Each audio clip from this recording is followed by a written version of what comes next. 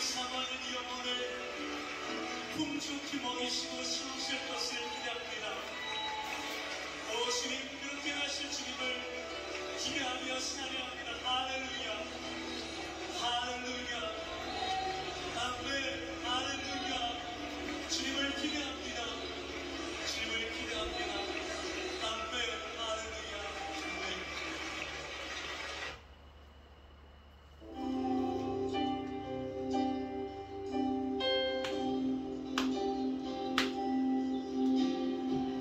주님 한 분만으로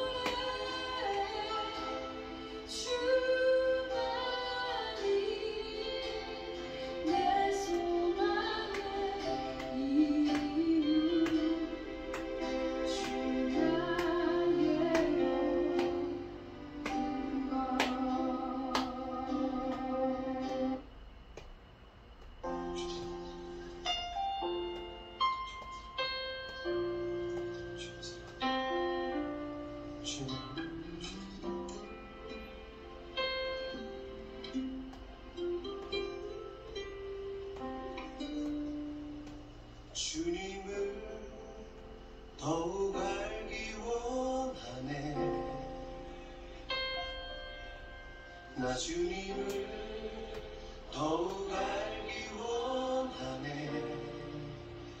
내 마음 다해 내 평생의 소원 내 주님 한 분만 간절히 알기 원하네. 내 평생의 소원 내 마음 다하여 주님을 알기 원하네.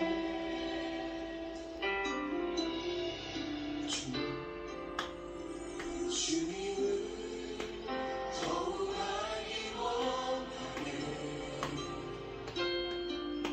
나 주님을 더욱 알기 원하네. 내 마음 다해 내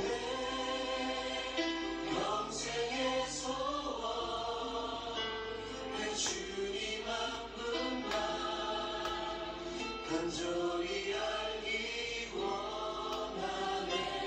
내 평생의 소원 내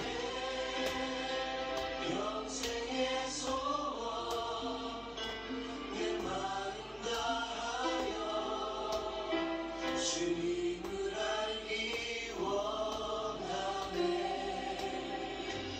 주님의 사랑으로 나를 채워주소서. 주의 사랑으로 채우사 주님 알게 하소서. 나의 삶의 소망은 오직 하나. 주님 알기 원하네.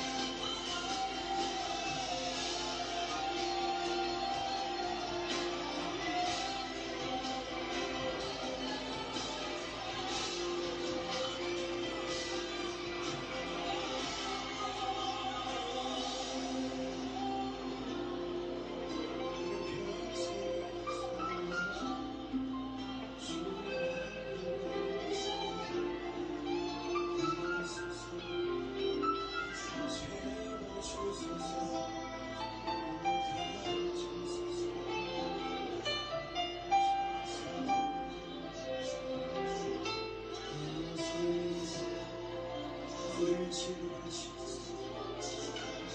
몸을 치료하시옵소서. 임하시옵소서.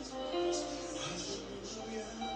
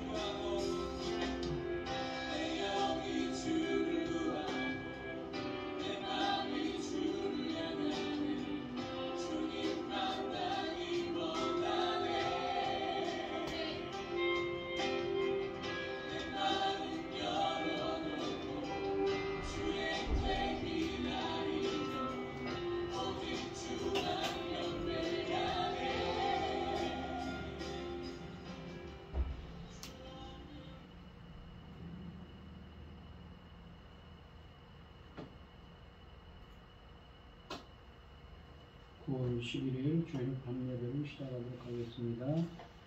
사도신경 하심으로 신앙 고백하시겠습니다. 전능하사 천지를 만드신 하나님 아버지를 내가 믿사오며 그 외아들 우리 주 예수 그리스도를 믿사오니 이는 성령으로 잉태하사 동정녀 마리아에게 나시고 본디오 빌라도에게 고난을 받으사 십자가에 못 박혀 죽으시고 장사한 지 사흘 만에 죽은 자 가운데서 다시 살아나시며 하늘에 오르사 전능하신 하나님 우편에 앉아 계시다가 저리로서 산자와 죽은 자를 심판하러 오시리라. 성령을 믿사오며 거룩한 공예와 성도가 서로 교통하는 것과 죄를 사하여 주시는 것과 몸을 다시 사는 것과 영원히 사는 것을 믿사옵나이다. 아멘. 찬송가 488장을 하시고 고현희 집사님 기도해 주시겠습니다.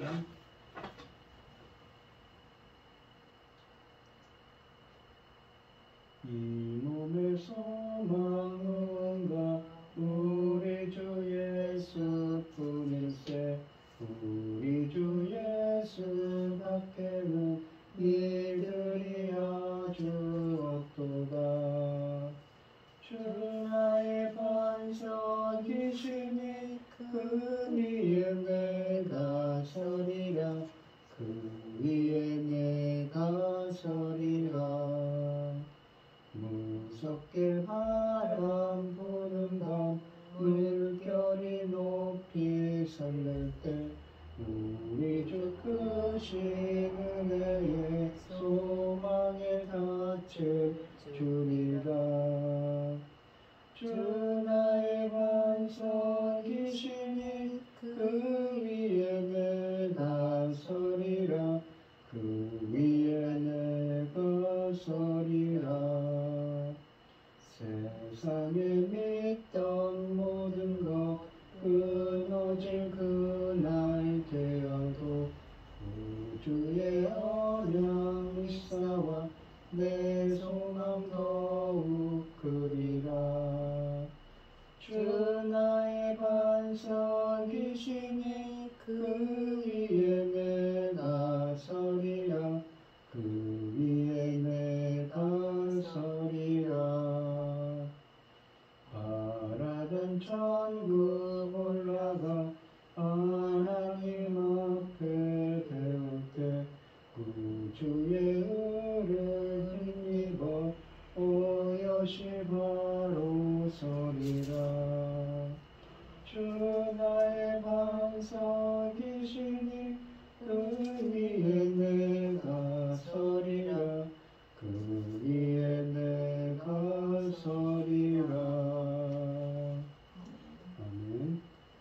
여호와께 감사하고 그의 이름을 불러하려면 그가 하는 일을 만민 중에 알게 할지어다. 그에게 노래하며 그를 찬양하며 그 모든 기이한 일들을 말할지어다. 그의 거룩한 이름을 자랑하라. 여호와를 구하는 자들은 그 마음이 즐거울지로다. 여호와와 그의 능력을 구할지어다. 그의 얼굴을 항상 구할지어다. 그의 종 아브라함의 후손 곧 택하신 야곱의 자손 너희는 그가 행하신 기적과 그의 이적과 그 이후 판단을 기억할지어다. 그는 여호와 우리 하나님이시라. 그의 판단은 온 땅에 있도다. 그는 그의 언약 곧 천대에 걸쳐 명령하신 말씀을 영원히 기억하셨으니 이것은 아브라함과 맺은 언약이고 이삭에게 하신 맹세이며 우리 야곱에게 세우신 율례 곧 이스라엘에게 하신 영원한 언약이라. 천지 만물을 지으신 전능하신 하나님 아버지, 어리석고 보잘것없는 저희를 하나님의 자녀로 삼아주시고 아버지의 그 사랑 가운데 살아가게 하심을 감사드립니다. 전능하신 하나님 아버지, 어리석고 보잘것없어도 아버지 하나님께서 늘 사랑하여 주시고 지켜주시고 아버지 챙겨주시는 것 감사드립니다. 혼란스러운 이 땅에 있으면서도 아버지 오늘 이 시간 하나님께 예배드릴 수 있도록 인도하셨으니 감사드립니다. 전능하신 하나님, 지금은 주님 오신 지 2022년이나 되었습니다. 아버지는 열매 거둘 때이지요.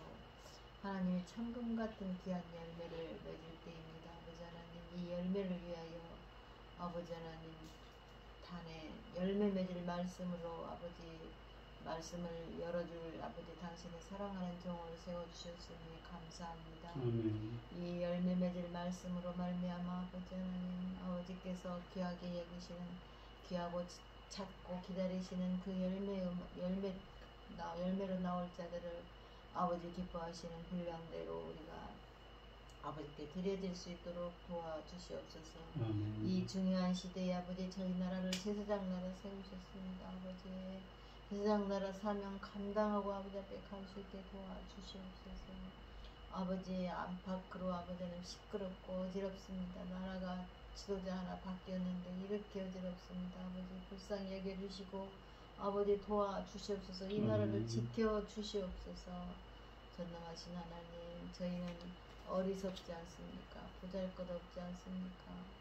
아버지는 전쟁을 일으키는 자가 있고 힘들어하는 자들이 있습니다. 아버지 하나님 저희가 할 것은 저희가 능력이 없고 힘이 없어서 기도할 것뿐입니다. 아버지 도와주시옵소서. 우리가 힘이 없고 아버지 할 능력이 없는데 아버지 하나님 그들을 보고 있자니 너무너무 안타깝습니다. 사랑하는 내 아버지 거룩하신 하나님께서 보고 계시고 지키고 계시고 아버지 앞일을 알고 계신데 아버지 우리는 힘이 없으니 어떻게 합니까? 불쌍히 여겨주시고 전쟁을 멈추고 이제 정리의 단계로 들어갈 수 있도록 도와주시옵소서. 이 모든 말씀 우리 주 예수 그리스도 이름으로 기도드리옵나이다. 아멘. 오늘 함께 하신 하나님의 말씀은 고린도전서 2장 1절로 16절 말씀입니다. 교독을 하도록 하겠습니다. 제가 먼저 읽겠습니다. 형제들아 내가 너희에게 나아가 하나님의 증거를 전할 때에 말과 지혜의 아름다운 것으로 아니하였나니 내가 너희 중에서 예수 그리스도와 그가 십자가에 못 박히신 그 외에는 아무것도 알지 아니하기로 작정하였습니다. 내가 너희 가운데 거할 때에 약하고 두려워하고 심히 떨었노라. 내 말과 내 전도함이 설득력 있는 지혜의 말로 하지 아니하고 다만 성령의 나타내심과 능력으로 하여 너희 믿음이 사람의 지혜에 있지 아니하고 다만 하나님의 능력에 있게 하려 하였노라. 그러나 우리가 온전한 자들 중에서 지혜를 말하느니 세상의 지혜가 아니요 또 이 세상에 없어질 통치자들의 지혜도 아니요 오직 은밀한 가운데 있는 하나님의 지혜를 말하는 것으로서 곧 감추어졌던 것인데 하나님이 우리의 영광을 위하여 만세전에 미리 정하신 것이라. 이 지혜는 이 시대의 통치자들이 한 사람도 알지 못하였나니 만일 알았더니 영광이 그로 십자가에 못 박지 아니하였으리라.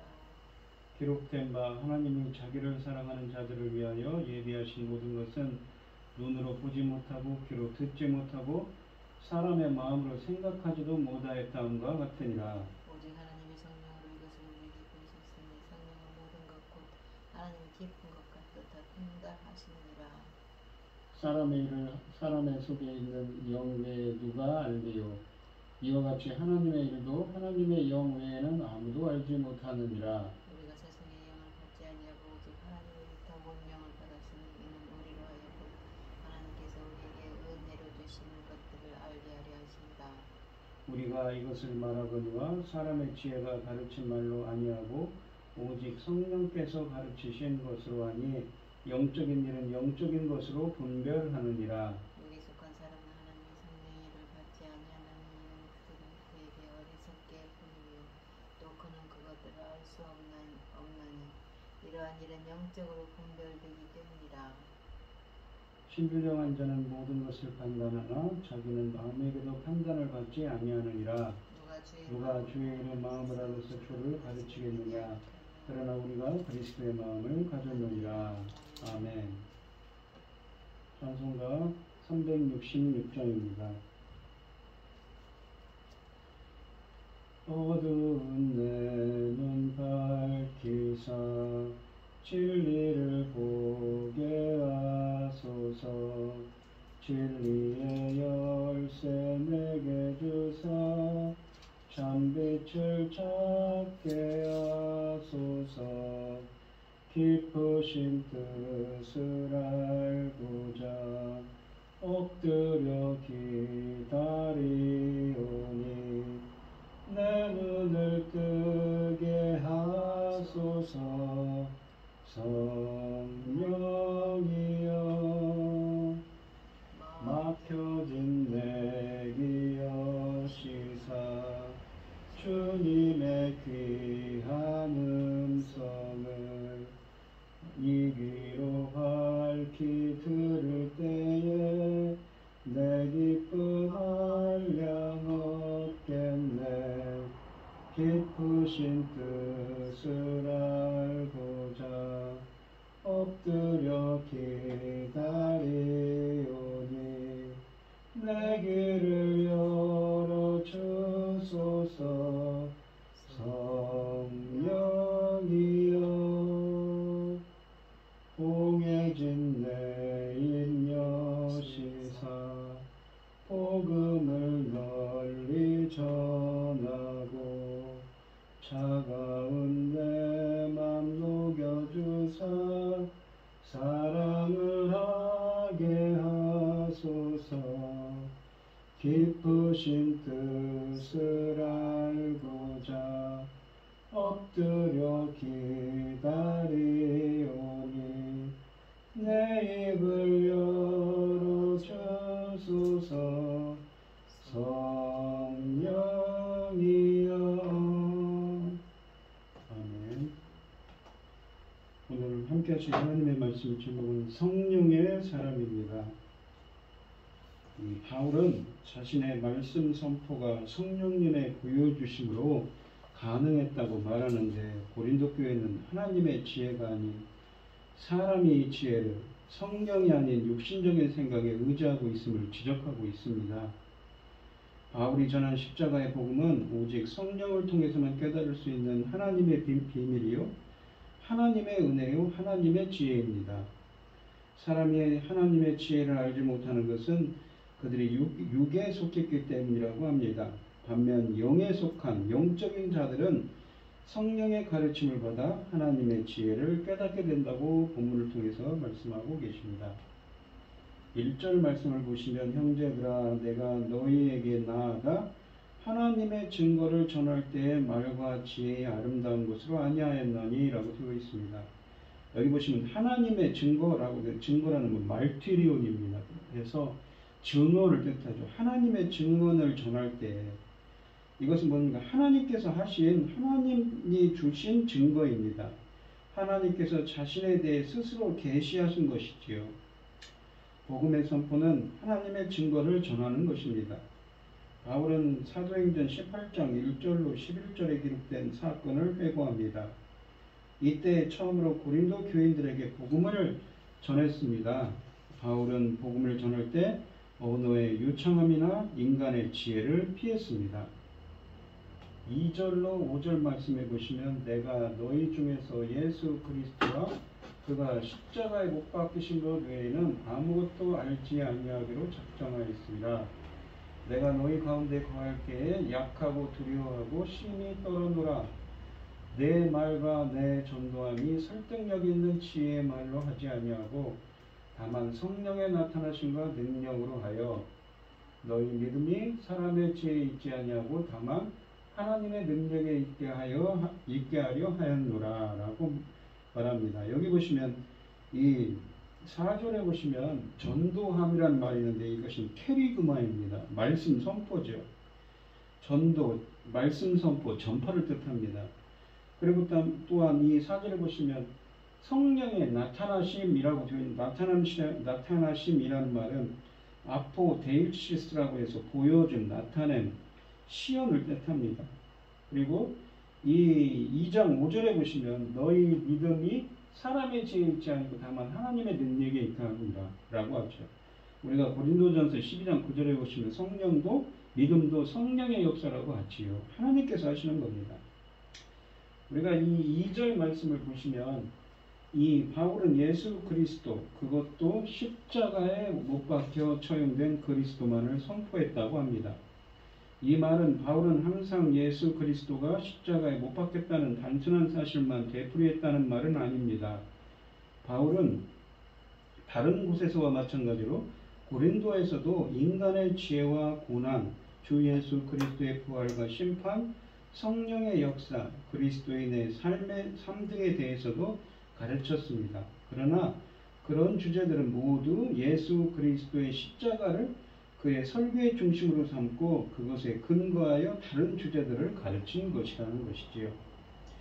아까 그 1절에 보시면 말과 지혜의 아름다운 것을 아니했다고 그러죠. 근데 4절에 보시면 뭐라고 하냐면 설득력 있는 지혜의 말로 하지 아니하겠다고 했습니다. 바울은 십자가에 달린 그리스도를 설득력 있는 수사, 이게 좋은 말의 표현이나 영리한 철학적인 논증을 통하여 선포하지 않고 그리스도의 우리를 위한 십자가에서의 죽음을 단순히 선포했습니다. 바울의 편지들은 그가 대단히 유창한 웅변가였음을 보여주고 효과적인 논증 수단을 가진 깊은 사상가였음을 보여줍니다. 이 점으로 미뤄볼 때 바울은 설교가들이 그리스도의 십자가의 의미를 더 깊이 묵상하고 그것을 효과적으로 전달하기 위한 논증을 개발하는 것을 반대하지 않았을 것입니다. 그러나 바울은 복잡한 철학적인 그 언변이나 현란한 그 문장들을 동원하여 그의 청중들이 복음의 핵심인 그리스도의 십자가보다 그런 언변들의 수사적인 것들에 정신을 더 집중시키지 않도록 했습니다. 바울은 또 그리스도의 십자가를 세상적인 지혜, 그러니까 철학 같은 그런 세상적인 지혜와 지식에 연결시켜 십자가의 처절함과 그것의 세상적인 지혜의 반대됨을 웅변하면서 십자가의 복음이 가지고 있는 세상적인 지혜와 통념에 대한 도전적 성격, 그리고 과격한 회개와 믿음을 요구하는 성격 등을 약화시키려는 것을 경계했습니다. 바울은 또한 자만하지 않고 3절에서 이렇게 말합니다. 약하며 두려워하며 힘이 떨었다고 떨어노라 라고 말합니다. 바울은 하나님의 능력이 약함에서 온전하여진다는 것을 확신했습니다. 바울은 하나님의 구원의 능력을 선포하는 설교자로서 자신의 힘을 과시할 때 거기에 나타나는 것은 자신의 힘, 그러니까 인간적인 힘이지 하나님의 능력이 아님을 깨달았습니다. 바울은 이 역으로 자신의 철저한 무력함 속에서 그가 선포한 하나님의 구원의 능력인 십자가의 복음이 듣는 이들로 하여금 변화되고 구원받도록 하였을 때 그 구원은 전적으로 하나님의 구원의 능력에 의한 것임이 온전히 드러남을 깨달았습니다. 그래서 바울은 인간적인 판단과는 정반대로 자기의 사도로서의 연약함이나 고난을 수치로운 결점이나 또는 하나님의 영광을 가리는 것을 보지 아니하고 도리어 하나님께서 십자가에 못 박힌 그리스도에 대한 증거로 쓰시며 하나님의 능력의 시위를 위한 수단으로 쓰심을 확신했습니다. 복음 선포자가 자신을 높이면 높일수록 하나님의 영광은 더 가려지고 자신의 지혜와 능력을 과시하면 할수록 하나님의 지혜와 능력이 더 나타나지 못하게 됩니다. 반면에 복음 선포자가 자신을 낮추면 낮출수록 하나님의 영광과 능력은 더 크게 드러나는 법이지요. 그리스도의 십자가의 복음에 선포될 때 성령은 청중들에게 회개와 믿음을 유발시키고 그들로 하여금 구원받으러 가는 능력이 되십니다. 그래서 바울은 세상적인 지혜나 수사학, 지식이나 권세나 그 부유함 등 그 인간적인 능력에 전혀 의지하지 않고 연약한 가운데 그리스도의 십자가만을 선포하며 성령의 역사가 나타나고 구원의 능력이 증명되도록 한 것입니다. 복음이 인간의 능력, 지혜나 능력의 부추김을 받을 때 그 복음을 믿는 사람은 사실 인간의 지혜나 능력을 믿는 것입니다. 그런 믿음은 구원을 가져올 수 없습니다. 인간의 지혜나 능력은 구원의 능력이 없기 때문에 바울이 고린도에서 인간의 지혜에 호소하지 않은 이유는 고린도인들의 믿음이 인간의 지혜가 아니라 하나님의 능력에 있게 하기 위함이라고 5절에서 말합니다. 이 6절 말씀을 보시면 그러나 우리가 온전한 자들 중에서는 온전하다는 것은 무엇이고 완전하다라는 건 성화된 자들이죠.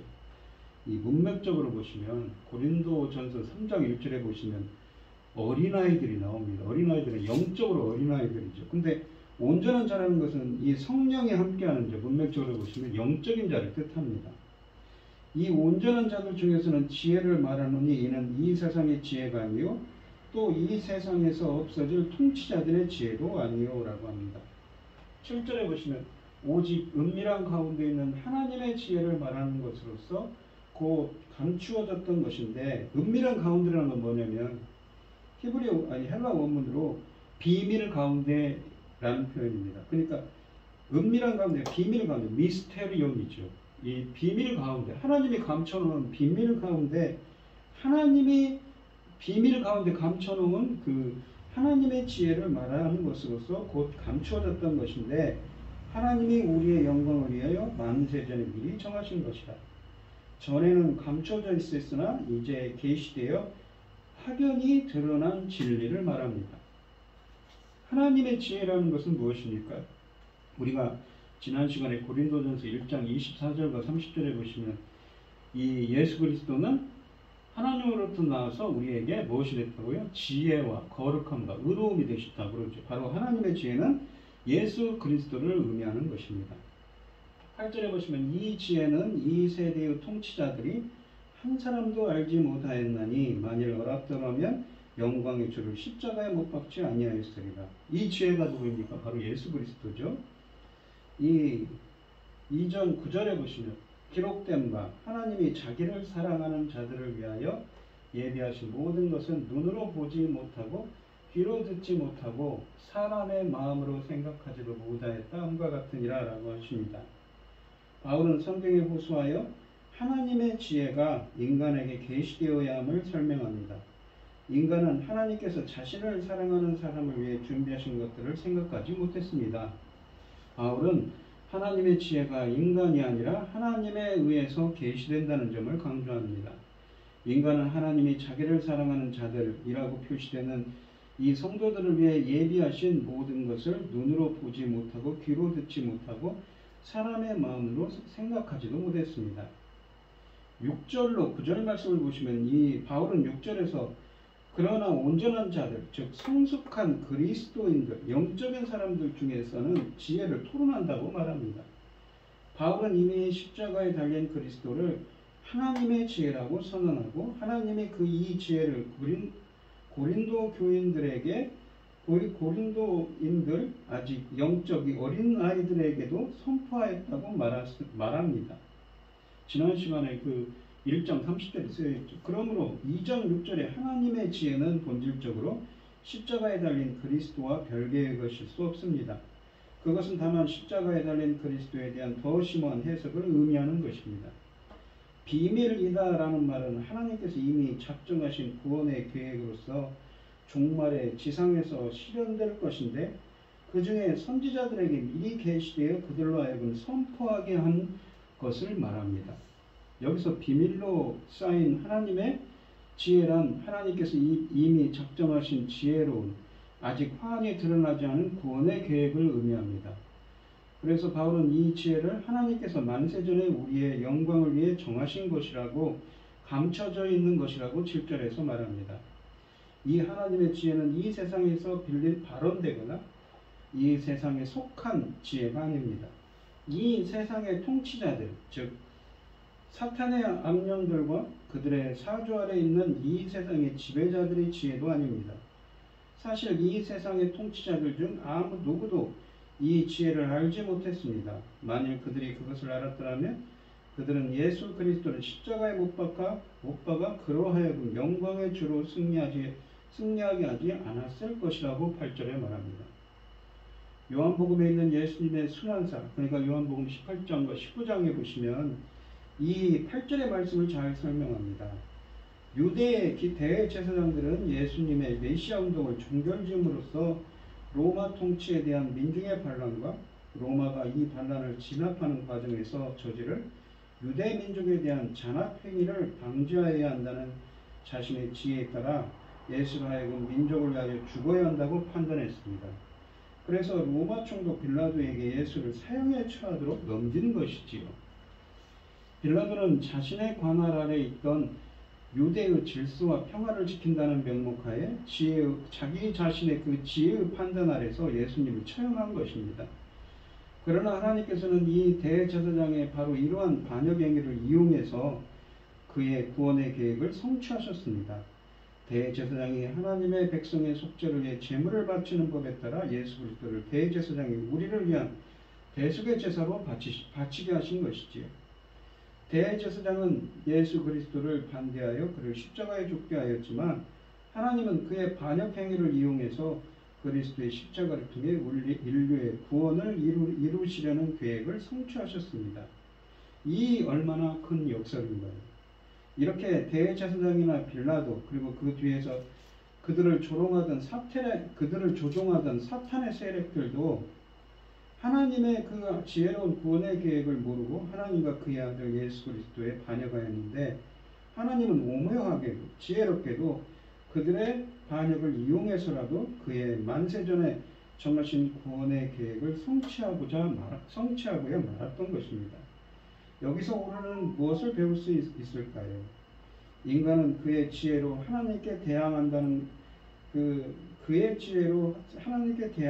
것이고, 또한 두 번째로는 인간의 또는 세상적인 지혜의 무지함을 뜻합니다. 세 번째로는 하나님의 지혜는 승리하고야 만다는 것이지요.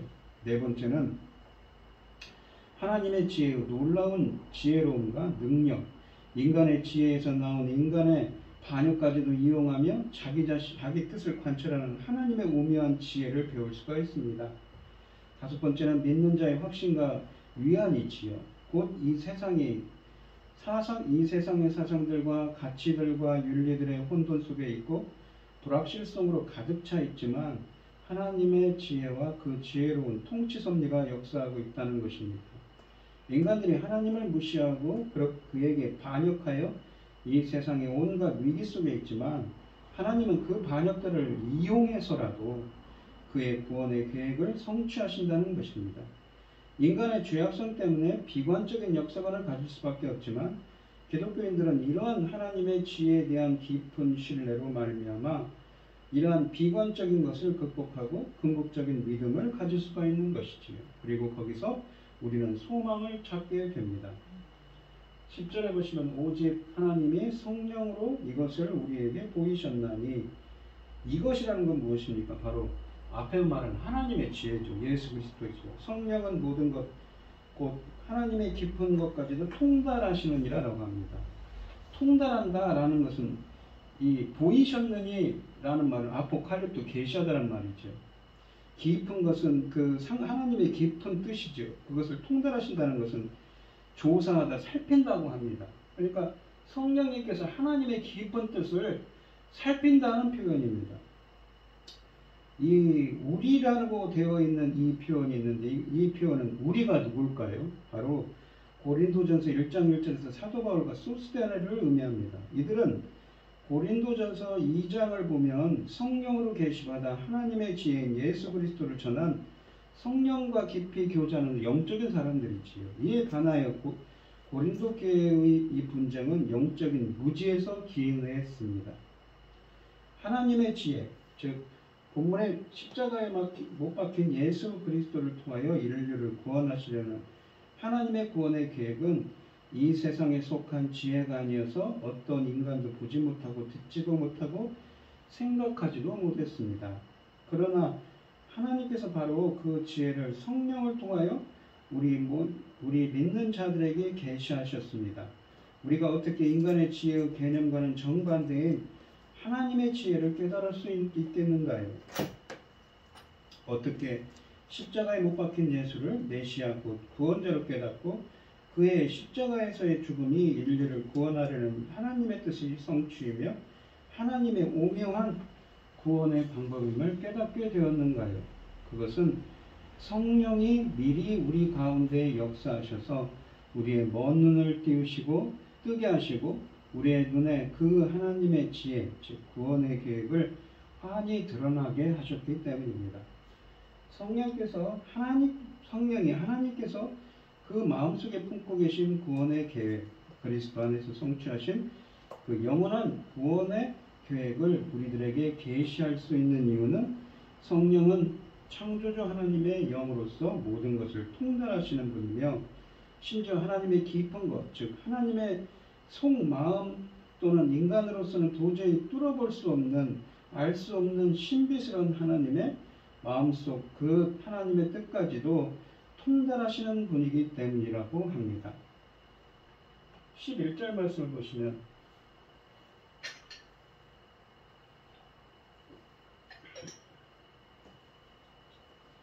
사람의 일을 사람의 속에 있는 영 외에 누가 알리 이와 같이 하나님의 일도 하나님의 영 외에는 아무도 알지 못하느니라. 여기 보시면 사람의 일을 사람의 속에 있는 영이라고 하는데 이 영이 뭐냐면 이 헬라어로 푸뉴마입니다. 근데 뒤에도 하나님의 일도 하나님의 영 외에는 할 때 영도 푸뉴마입니다. 그러니까 푸뉴마가 하나님의 성령을 의미하기도 하지만 사람에게 쓰이면 어떻습니까? 사람의 영혼을 뜻하는 말이죠. 그러니까 사람의 일을 사람 속에 있는 영혼 외에 사람의 영혼 외에 누가 알겠는가? 하나님의 일도 누가 하십니까? 하나님 속에 있는 하나님의 성령, 그러니까 성령 외에는 아무도 알지 못한다는 말입니다. 이 이치를 바울은 인간의 인식 방법에 빗대어 설명합니다. 인간의 영혼이 인간의 자아의 중심이며 의식의 중심이기에 인간은 그의 영혼을 통하여 자기 마음속에 있는 것, 생각하는 것, 느끼는 것, 뜻하는 것들을 알게 됩니다. 비슷하게 하나님의 영인 성령은 하나님께서 그의 마음속으로 무엇을 생각하고 무엇을 계획하시는가를 아는 것입니다. 그러기에 성령은 어떤 인간도 헤아릴 수 없는 하나님의 구원의 계획을 계시할 수 있는 것이지요. 12절 말씀을 보시면 우리가 세상의 영을 받지 아니하고 오직 하나님으로부터 온 영을 받았으니 세상의 영은 무엇입니까? 하나님의 영, 성령의 영이 다른 영이니까 사탄, 마귀, 적그리스도겠죠. 이는 우리로 하여금 하나님께서 우리에게 은혜로 주신 것들을 알게 하려 하심이라 라고 하십니다. 성령을 주신 것은 하나님의 은혜라는 것이죠. 우리 기독교인들은 이 모든 것을 통달하는, 심지어 하나님의 마음속까지도 통달하는 성령을 받았습니다. 이 하나님께로 나온 영은 이 세상의 지혜를 알게 하는, 이 세상의 영과는 반대로 하나님의 지혜를 알게 한다고 합니다. 그리하여 우리는 우리 자신의 잠재력들을 실현하여 스스로 알 수 있다는 망상을 버리고 우리가 전적으로 하나님의 은혜에 의존하여 살 수밖에 없는 존재임을 깨달아야 합니다. 그리하여 하나님께서 우리에게 은혜로 주신 것들을 인식하며 감사함으로 그것들을 받아야 합니다. 13절에 보시면 우리가 이것을 말하거니와 사람의 지혜가 가르친 말로 아니하고 오직 성령께서 가르치신 것으로 하니 영적인 일은 영적인 것으로 분별하느니라. 하나님의 지혜는 하나님의 영으로만 인식될 수 있으므로, 그러니까 하나님의 지혜는 하나님의 영, 성령으로만 알 수가 있습니다. 그리스도 안에 나타난 하나님의 지혜, 그러니까 무엇입니까? 구체적으로는 구원의 계획 등이죠. 이러한 것들은 사람의 지혜의 가르친 말로서가 아니라 오직 성령께서 가르쳐 주신 말로 선포될 수 있습니다. 이 영적인 일은 영적인 것으로 분별하느니라 라는 구절의 의미는 영적인 것들, 그러니까 그리스도 안에 있는 하나님의 그러한 깊은 뜻을 영적인 사람들이 해석할 수가 있다는 것이지요. 14절 말씀을 보시면 육에 속한 사람은 하나님의 성령의 일들을 받지 아니하니 육적인 자죠. 이 영적인 자와 반대입니다. 성령이 함께하지 않는 자죠. 이는 그것들이 그에게는 어리석게 보이며 또 그거는 그것들을 알 수도 없나니 그러한 일은 영적으로 분별되기 때문이라 라고 합니다. 모든 사람들이 다 그리스도의 십자가를 통한 하나님의 구원의 복음을 깨닫지 못하고 오로지 영적인 사람들만 그것을 터득하는 이유는 육적인 사람은 하나님의 영의 것들을 받아들이지 않기 때문입니다. 바울은 여기서 육적인 사람과 영적인 사람을 대조합니다. 이 육적인 사람은 세상적인 사람, 곧 성령이 없는 사람입니다. 그러한 사람들을 지칭하기 위해 이 용어를 쓰이고 있습니다. 인간은 원래 창세기 2장 7절에 보시면 흙으로 몸을 지으시고 코에 생기를 불어넣으니 생명이 되니라 라고 하는 말씀처럼 영원한 생명을 갖고 있었습니다. 근데 이 코로 불어넣다라는 말이 이 70인역 성경 엠프휘사라고 해서 요한복음 20장 22절에 부활하신 예수님께서 제자들에게 숨을 내쉬며 이르시되 성령을 받으라 할 때 성령을 불어넣듯이 불어넣었거든요. 그러니까 인간은 원래 하나님의 성령이 함께하는 영원한 생명이 함께하는 존재였습니다. 영적인 존재였죠. 그런 영적인 생명을 가진 존재였습니다. 그러나 이 전적 부패하여 창조주 하나님을 인정하지 않으며 그에게 의지하지 않고 자신의 지혜와 능력에 의지하며 하나님의 뜻에 순종하는 것이 아니라 그에 대항하여 자신의 뜻을 쫓으며 살려고 했습니다. 그래서 하나님의 영이신 그 성령님은 완전히 인간들로부터 떠나게 되었지요. 우리가 노아의 이야기에 보면 그런 얘기들이 나오지 않습니까? 이 육적인 사람이 하나님의 영, 성령이 내주하시고 계시되어 그리스도의 십자가의 죽음을 통해 이루신 구원과 그에 따른 축복들을 받아들이지 않는 이유는 그의 세상적인 지혜로 판단해 볼 때는 그러한 것들은 미련한 것이기 때문인 것이지요. 그 축복들은 영적으로 분별되는 것이기에 성령을 받지 못한 육적인 사람은 그것을 깨달을 수도 없습니다. 15절 말씀을 보시면 신령한 자라는 것은 누구냐면 아까 말한 영적인 자입니다. 푸니마테코스라고 해서 영적인 자인데 그 번역을 이렇게 했습니다. 이 모든 것을 판단하나 자기는 아무에게도 판단을 받지 않느니라 라고 합니다. 그러니까 이 신령한 자, 영적인 자의 반대는 무엇입니까? 15, 14절에 육에 속한 사람, 육적인 자죠. 하나님의 그러니까 신령한 자는 무엇입니까? 성령이 함께하는 자죠. 영적인 사람은 모든 것을 판단합니다. 그러나 그는 아무에게도 판단받지 않는다고 합니다.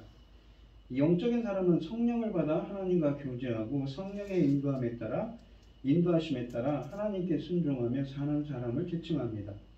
성령이 충만한 그리스도인들은 성령의 영감으로 모든 것을 이해할 수 있으며 모든 것들을 판단할 도덕적 기준을 가지고 있습니다. 그러면 그가 전지하고 무고한 사람이란 말인가요? 어떤 의미로 그는 다른 사람들로부터 판단을 받지 않는다는 것인가요? 인간의 판단은 중요하지 않습니다. 오로지 주님만이 심판자이며 그의 판단만이 중요하지요. 그리스도인들은 이 그리스도 안에서 이루신 하나님의 구원에 의거해 모든 것들을 판단하고 그에 따라 그의 삶과 행동을 드러냅니다. 그는 성령을 받지 못한 어떤 육적인 사람들로부터 올바로 판단될 수 없습니다. 성령에 의해 깨우침 받은 사람은 세상적인 육적인 사람들에게는 수수께끼 같은 존재일 수밖에 없습니다. 어쨌든 이 15절 하반절은 고린도전서 12장 10절과 14장 29절 그러니까 성령의 은사에 대해 얘기하는 것들을 거스릴 수 없습니다. 성령의 은사를 주장하는 사람들 가운데 성령의 분별함이 있어야 하고 선지자도 다른 선지자에 의해 판단되어야 합니다. 그래야 악한 영들의 속임수가 일어나지 않고 거짓 선지자의 그릇된 가르침이 제거될 수 있다는 것이지요. 그러므로 15절 하반절에 그 영적인 사람이 같은 성령을 받은 사람에 의해 판단되지 않는다는 말이 아니라 성령을 받지 않은 육적인 사람 누구로부터도 판단을 받지 않는다는 말입니다. 16절 말씀을 보시면 누가 주의 마음을 알아서 주를 가르치겠느냐 그러나 우리가 그리스도의 마음을 가졌느니라. 바울은 지금까지의 자신의 논증을 성경 인용 이사야서 40장 3절을 뒷받침하고 결론을 내립니다. 어떤 인간도 주의 속마음을 헤아릴 수 없습니다. 그러나 우리 믿는 자들은 계시하시고 영감하시는 성령을 받아 하나님의 지혜인 그리스도를 통한 하나님의 구원 계획을 알게 됩니다. 그 깊은 뜻을 알게 되는 것이지요. 하나님만이 계시할 수 있습니다. 하나님은 스스로가 스스로를 계시하시만 우리는 그 계시에 주시야만 우리는 하나님을 알게 되는 것이지요. 우리가 출애굽기 35장 31절에 보시면 하나님의 영을 그에게 충만하게 하여 그러니까 이게 성막을 지을 때 오홀리압이라는 사람에게 성령을 부어서 어떻게 합니까? 지혜와 총명과 지식으로 여러 가지를 하게 했다는 거죠. 우리가 성령 충만해야 지혜와 명철이 넘치는 것입니다. 지식을 하나님 아는 지식이 더해지는 것입니다. 바울이 전한 십자가의 복음은 오직 성령을 통해서만 깨달을 수 있는 하나님의 비밀이고 하나님의 은혜요 하나님의 지혜입니다. 우리들도 성령께서 역사해 주셔서 하나님의 비밀이요 지혜이신 예수 그리스도를 더 많이 알아가는 여러분들이 되시기를 바랍니다. 또한 우리가 말씀을 전할 때도 사도 바울이 말하는 것처럼 인간의 지혜의 말이 아닌 성령님이 보여주신과 성령님의 능력으로 행해야 하나님의 일을 온전히 감당할 수가 있습니다. 먼저 성령님의 온전하신 인도하심을 구하는 여러분들이 되시기를 축원드리겠습니다. 기도하겠습니다. 하나님 아버지 감사합니다. 오늘 주신 말씀에서 사도 바울은 이 세상적인 것들을 세상적인 지혜를 쫓아가는 고린도 교인들에게 복음의 그 깊은 뜻을 복음의 깊은 뜻은 바로 성령께서 깨닫게 해주셔야만 아는 깊은 하나님의 지혜이신 예수 그리스도인을 본문을 통해서 사도 바울은 말하고 있습니다. 그 깊은 하나님의 뜻은 성령께서 역사해 주셔야만 아는 것이지요. 세상적인 지혜가 아니라 하나님의 지혜이신 예수 그리스도를 저희들이 더 많이 알고 싶습니다. 성령께서 성령 충만함으로 인도하여 주셔서 주님을 아는 지식이 더욱더 풍성해질 수 있도록 역사하시고 인도하여 주시옵소서. 이 모든 말씀 거룩하신 예수님의 이름으로 기도합니다. 아멘. 찬송가 183장을 하시고 축도하심으로 오늘 예배를 마치겠습니다.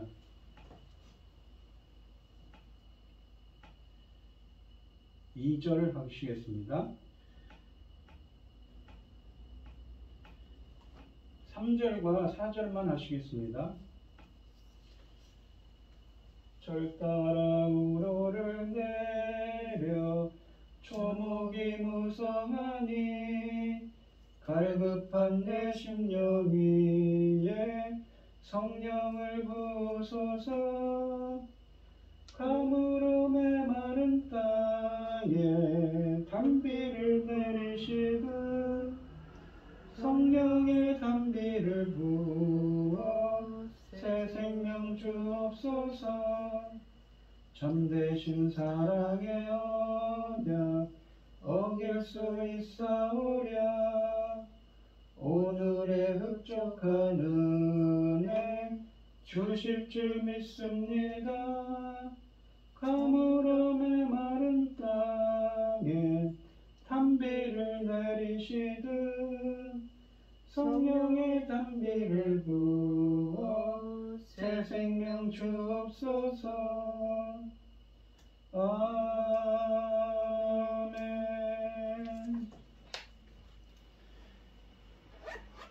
이제는 주 예수 그리스도의 은혜와 하나님의 극진하신 사랑과 성령의 교통하심이 성령의 사람, 영적인 사람이 되기를 소원하는 성도들 머리머리에 이제로부터 영원히 함께 있을지어다. 아멘.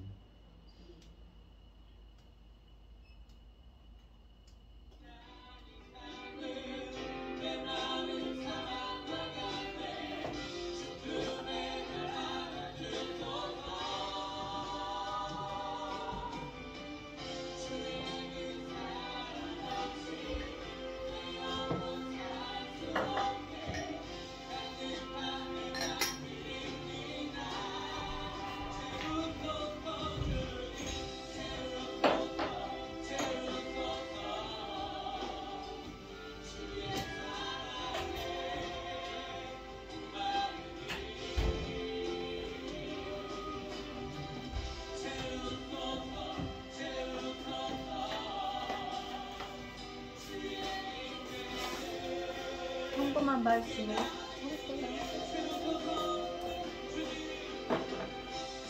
이 말씀을 이제